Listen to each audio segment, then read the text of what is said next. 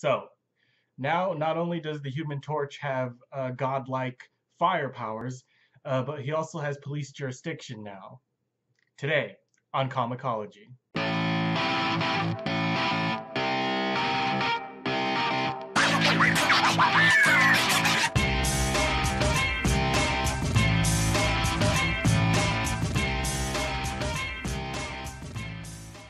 The Torch has a really lofty goal in this issue. He wants to become a police officer. It's an interesting idea, and it's one that I see either going incredibly well or just terribly. Either way, I guess it's going to be really entertaining for us. Also, keep in mind that at this point in the narrative, if the Torch is a member of the NYPD, that puts him in direct confrontation with the Submariner. So the next time the Submariner comes rolling on through trying to destroy New York, guess who's going to be there to stop him? So let's get into it. The issue begins with the Human Torch going to meet up with his old pal Johnson. He wants to ask Johnson about becoming a police officer. Johnson states that it's a lot of hard study, but if the Torch is determined that he can do it with no problems. And the Torch is definitely determined. Time passes and the Torch graduates with honor from the police academy. Because of his unique powers, the chief places his patrol in the most dangerous part of the city. Unfortunately, this neighborhood is owned by a local gangster named Roglo, and he has some nasty plans for the Torch. He tries to intimidate the Torch, but fails miserably. The Torch gives him a good slap and flies away.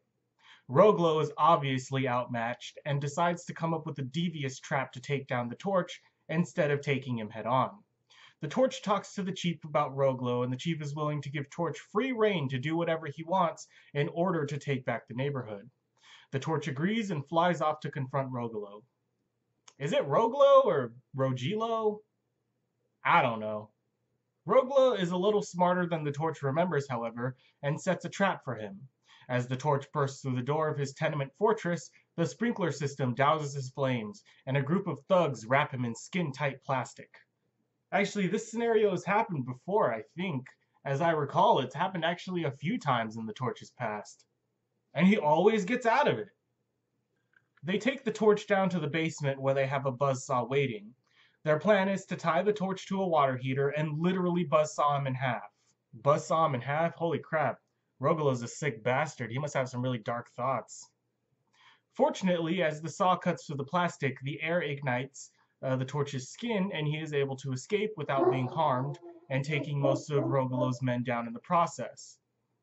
Rogolo puts the Torch down by throwing a can of kerosene at him, which causes him to explode.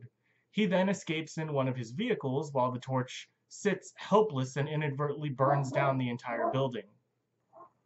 The kerosene thing was actually a really good move, and I know we've seen that happen before, because it happened in Marvel Comics #1, the very first appearance of the Human Torch, where I believe it was another gangster named Sardo who threw kerosene at the Torch to incapacitate him to keep the Torch from murdering him.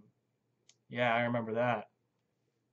The Torch wakes up just in time to save the building. He leaps very high into the air and takes all the flames up with him, and then drops into the river just a few blocks away, kind of like how he saved the forest in the previous issue. Then, with one well-placed fireball, he stops Rogolo dead in his tracks and drags him kicking and screaming down to the police station. Everything ends well, except for a riot call the Torch overhears. Apparently, someone named the Submariner is running rampage in New York City. Oh god, okay, here we go. This is it. This is the time for the showdown between the two big Submariner and Human Torch. In fact, after this, we only have one more Submariner story to get through before the big fight.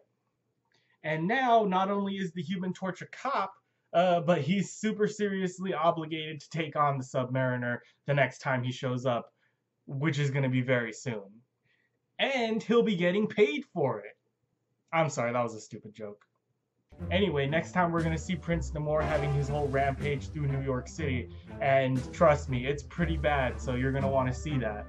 After that issue, nothing's ever going to be the same again. I'll see you there.